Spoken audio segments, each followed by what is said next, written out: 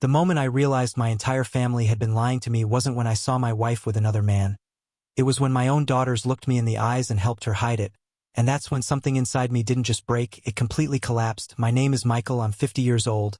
And for 29 years I believed I had built something unshakable, a marriage, a family, a life based on trust, loyalty, and love. I believed I was a good husband and a good father, the kind of man who showed up, who provided, who stayed. But I was wrong. Because sometimes the people you would give your life for are the same ones who quietly destroy you without hesitation. It started like any normal evening. My wife was in the shower getting ready for what she told me was a girls' dinner with our daughters, Maddie and Alice. Both grown now but still close enough that family dinners meant something, at least they used to. I was sitting on the couch when her phone lit up beside me and without thinking I picked it up assuming it was one of the girls confirming plans. But instead I saw a message from an unknown number that said, "I can't wait to see you," with a heart emoji.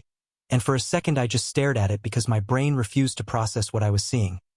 I opened the message thread and everything inside me went cold.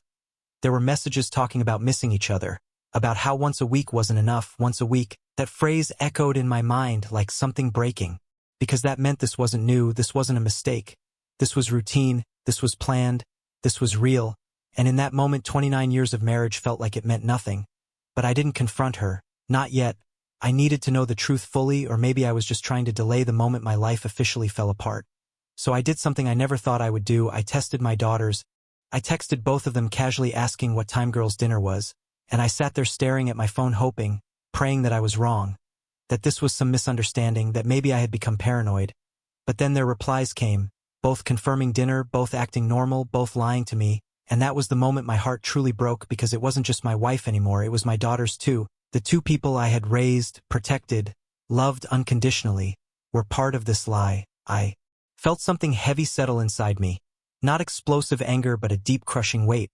Yet somehow I stayed calm on the outside while everything inside me was collapsing. I made a decision that night that I'm not proud of but couldn't stop myself from making.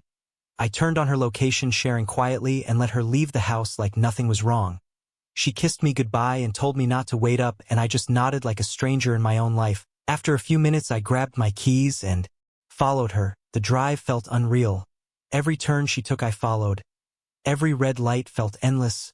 Part of me still hoped I was wrong, that I'd arrive and see my daughters there smiling, that this was all in my head, but deep down I already knew the truth. She pulled into a restaurant parking lot and I parked across the street, my hands shaking as I sat there trying to prepare myself for what I was about to see, trying to breathe, trying to hold on to whatever was left of my world. Then I got out of the car and walked toward the restaurant, and that's when I saw them, not my daughters, just her and him, her boss, sitting close together, laughing, comfortable, like this wasn't wrong, like I didn't exist, like this had been their reality for a long time. I watched as he reached for her hand and she let him without hesitation, without guilt, like it was natural, like they had done it 100 times before, and something inside me snapped, not loudly, not dramatically, just quietly, like the last thread holding everything together had finally given up. I took out my phone and started taking pictures, my hands trembling as I captured every moment, the hand holding, the smiles, the way she looked at him, the way she used to look at me, and then he leaned in and kissed her. And in that moment I didn't feel anger, I felt empty, completely empty, like everything inside me had shut down. I walked back to my car, sat down and stared at my phone. Then I opened our family group chat, the one filled with years of memories, birthdays, jokes, love, and I sent all the pictures, every single one, with one message: glad you're enjoying girls' dinner together. I hit send, turned off my phone, and drove away. I didn't go home because I no longer had one. I went to my brother's house, knocked on his door, and when he opened it I didn't say anything. I just stood there broken. He didn't ask questions, he just let me in. And that's when everything hit me, not at the restaurant, not in the car, but standing there. I had lost my wife, my daughters, my family, all in one night. The next morning I turned my phone back on and was hit with over 40 messages and 20 missed calls. My wife's messages were exactly what you'd expect. Excuses, denial, panic, the classic cheater's script. But I didn't listen to her. I couldn't. I was beyond that point. My daughter's messages were different. Maddie was desperate, apologizing over and over again, saying she hated lying to me, that she never should have helped, that she felt sick every time. Even her boyfriend reached out saying she was on the verge of a breakdown, and despite everything I still felt that father instinct. So I replied to her telling her I loved her but needed space. She responded instantly with more apologies. But I didn't answer again. Alice was different, calm, distant, saying I shouldn't throw away a good marriage over one mistake. And that made something inside me burn with anger because this wasn't a mistake.